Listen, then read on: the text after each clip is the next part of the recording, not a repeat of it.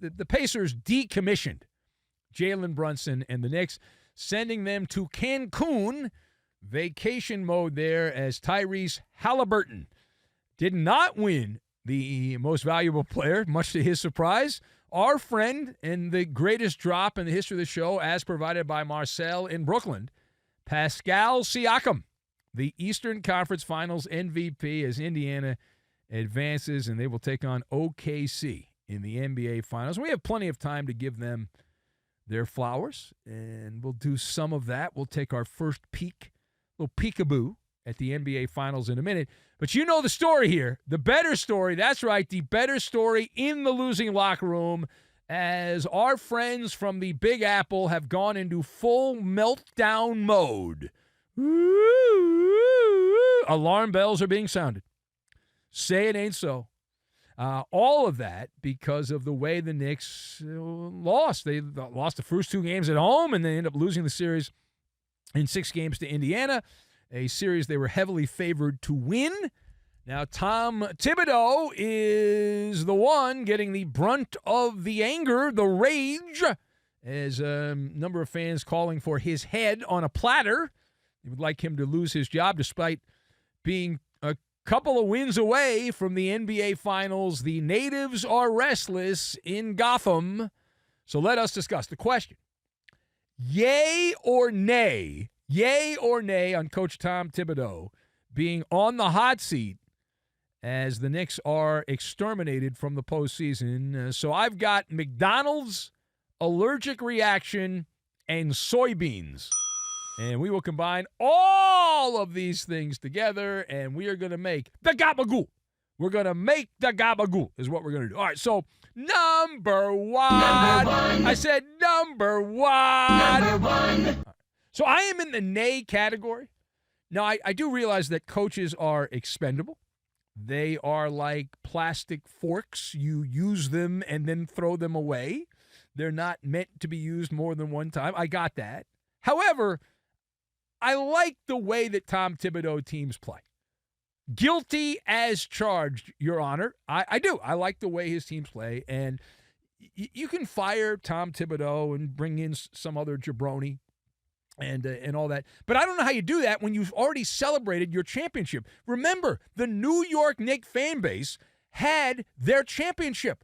They beat the Boston Celtics in the second round, and ta-da! Champions, we are the champions of the world. They had a celebration. I think they had the parade through the Canyon of Heroes. I can't confirm that or not. I wasn't there.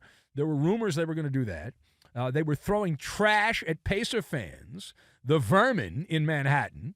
So, and also Brian Windhorst got attacked by some of these geniuses there. So you celebrate your championship. You're not supposed to play another game after you win your championship.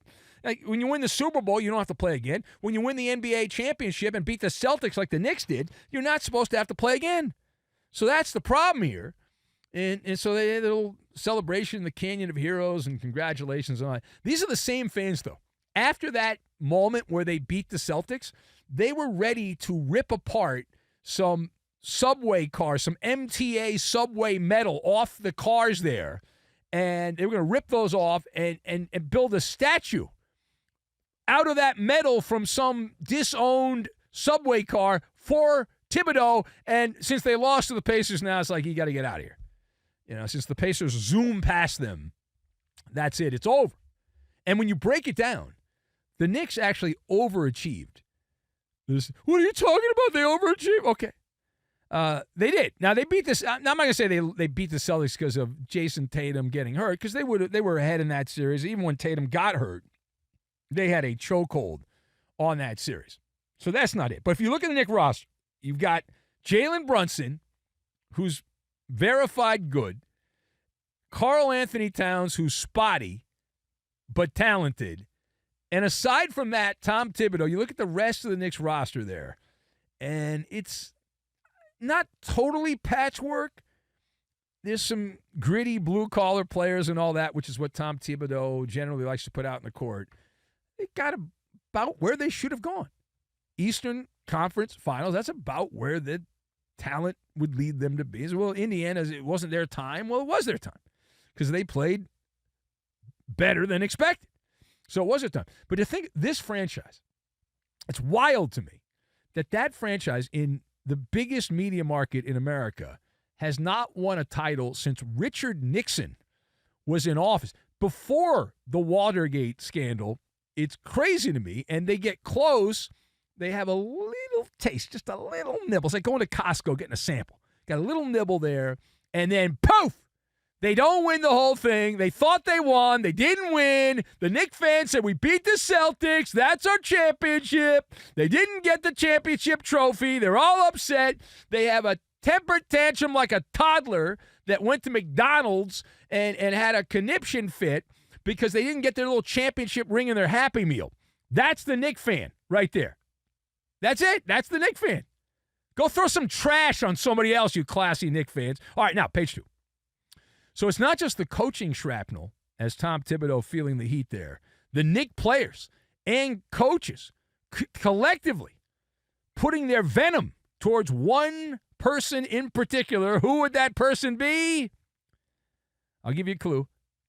Kitty, kitty, kitty. That's right. Karl-Anthony Towns. Karl-Anthony Towns. And several detailed accounts documenting the defensive issues of Karl-Anthony Towns, longtime Minnesota Timberwolf, who came to the Knicks in the offseason. So give me your reaction to multiple reports pointing the finger of shame and blame at Karl-Anthony Towns. So my reaction is stunner with a capital S. Stunner, right? Who could not have seen that one coming, right? Oh, wait. Anyone that's been paying attention to Karl-Anthony Towns during his NBA career. Nicknamed the Kitty Cat, the feline of fun, Karl-Anthony Towns. And so I think I'm correct in saying, what do I know? I just do the overnight show. I think that is how Karl-Anthony Towns has played his entire career. And finally, now, there were some financial reasons Minnesota got rid of him. However, part of it also was the maddening way that he plays. And if you look at his body of work, he was the number 1 overall pick because of his great offensive ability. And he's a big guy, can shoot from the outside, make a lot of big baskets for you and all that stuff. He's got a nice touch around the rim, and so those are all really cool things, and people love that stuff. And he does vanish at times in big games. However, on the other end of the court, now, by no means are we defensive savants, but we do know just from paying attention, having to watch these games on a daily basis, you might as well, with Karl-Anthony Towns, for about 30% to 40% of the game, you might as well go out there and instead of putting a Knicks jersey, you just put an orange traffic cone out there, and that's it. And you can put a jersey on it if you want, but you just put an orange traffic cone out there, and at least the cone will stay in its position you put it there. You put the cone down, the cone's not going to move. Unless someone kicks the orange traffic cone's going to stay there. And so Karl-Anthony Towns, he has a allergic reaction to defense and being in the right place you're supposed to be. And there's a bit of poetry in motion when you play defense and in basketball. You're counting on your teammates being where they're supposed to be, and then it all works together and all that stuff. And it is ironic that the coach Tibbs had him in Minnesota, knew what he was getting. They pick up Karl-Anthony Towns and a coach that is all about defense. Keep hearing, it's all defensive guy and all that stuff. He wants gritty players, and they went out and traded to get Karl-Anthony Towns, and so he doesn't play any defense for 30 or 40% of the game, and all of a sudden it's like, what are we doing here? And so the Knicks, do you think they're going to get rid of Karl-Anthony Towns? No, they're not going to trade him, not this year, not this offseason. That would be a stunner. They got to figure out a way to cover up that blind spot. And if they can't figure it out, then eventually they will get rid of him after this upcoming season. But they know going in that Karl-Anthony Towns is a defensive liability. And if you're the other team and you're going against the Knicks, you can take advantage of Karl-Anthony Towns. That's a soft spot you can attack. All right, now, final point. Turning the page. It's NBA Finals time. Now, we've got copy later in the hour for Pick 6 from DraftKings. This was a matchup designed for that. Okay, I'm not going to sit here and pretend. I'm not going to. You should. I don't work for the NBA. You should be a cheerleader. I don't care. I mean, I got a show to do, so I'm going to watch, and that's fine. And there's a couple things I'm into, but other than that, not so much. So first peek, little peekaboo. First peek NBA Finals matchup, which starts later this week. What is your level of excitement? Level of excitement for the Pacers and the Thunder. Small market USA in the NBA Finals on the Showcase Showdown. So what is your level of excitement for the Pacers versus the Thunder? So after a minutes-long Maller deliberation, taking in all factors, all the details, all of it, we determined on a scale of 1 to 10, with 10 being must-see TV. Must-see TV. That's like, Kobe back in the day, Michael Jordan back in the must-see TV. Not even LeBron is man purse. I'm going way before that. So this matchup gets a 2. I am at a 2 for the NBA Finals matchup. And the only reason I'm giving it a 2 is because we have a member of the Clippers Alumni Association, SGA, who won the MVP this year and now can cap it all off by winning a championship. Other than that, looking around here, this is a matchup that should be on NBA TV. Am I wrong on that? You know how they put like the worst games on NBA TV during the opening round of the playoffs? They put the top games on network TV, and then they put the crap on NBA TV. This should be on NBA TV. In fact, this could even be like on a podcast that no one listens to, which is most podcasts that no one listens to. So you can put it on a podcast. Unless you're in, I don't know, Carmel, Indiana, or Tulsa, Oklahoma, or somewhere in that radius, right, around there, this is the finals equivalent to sitting outside your home and you're looking around and your neighbors decided to paint their home and not even their home, just the fence near your home. So it's the fence that divides your home and their home. So they've said, okay, I'm gonna paint the fence. And you're sitting there watching this, and they've decided to paint it a nice shade of beige. And you sit there and watch it because you have nothing else to do. And so you watch it. Whoopee. That's what you do. And I get that for some people it's unique, and this is by far the worst matchup in NBA Finals history in terms of juice. There is no juice. It's adorable for some people, and they love it, and they're the people that will say, oh, it's great, people are going to watch. These are the same people during the NCAA basketball tournament get excited when Nowhere U wins on the opening couple of days of the tournament. So you get a bunch of crap teams that win, and then it turns out, well, people don't like to watch those teams, and it's a problem. But the small markets, this is their moment, right? This is your big moment in the sun. The NBA changed all the rules to accommodate the mid-sized to small markets. And so you got teams. These are good basketball towns. Indianapolis, the last time the Pacers were in the finals, I was there, and it was wonderful. It was the town was buzzing. It was a lot of fun. The Pacers played the Lakers, the Shaq Kobe Lakers, and I got to go to those games in Indianapolis. I have great memories of that. And so Oklahoma City, I've been to Oklahoma City. Not a lot going on, but you got your basketball team. You look around. So it's like Applebee's versus Golden Corral. It's pork and eggs from Oklahoma versus what?